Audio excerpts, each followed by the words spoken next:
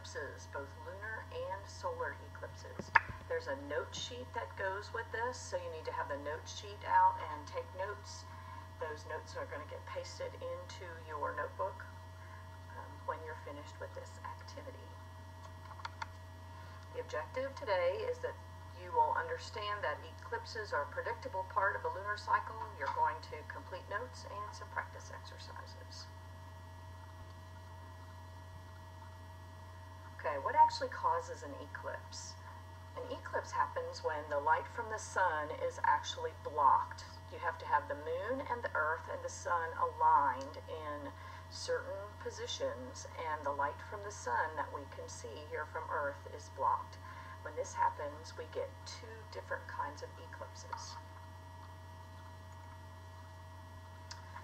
The first one we're going to talk about is a lunar eclipse. Remember that the moon doesn't make its own light. It only reflects the light of the sun. So sometimes the earth gets in the way of the light reaching the moon, and we can't see the moon reflecting the sun's light anymore. So that lineup is called sun, earth, moon. Okay?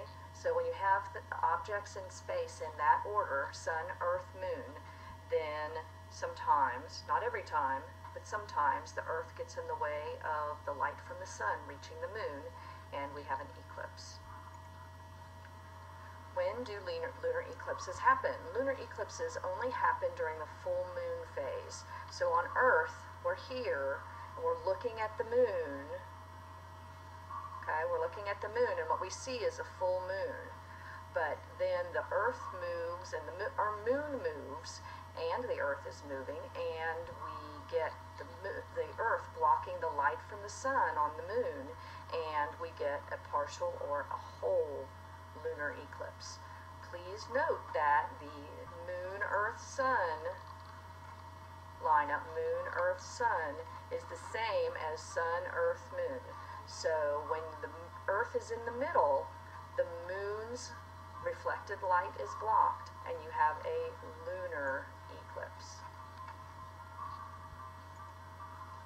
Now, what's a solar eclipse? Sometimes the moon gets between the earth and the sun, and that lineup is sun, moon, earth. So in that one, the moon is in the middle.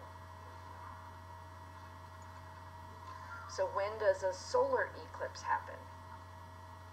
We only have solar eclipses here on Earth when the moon is in the new moon phase. So we're here on Earth and we're looking at the moon, and what do we see?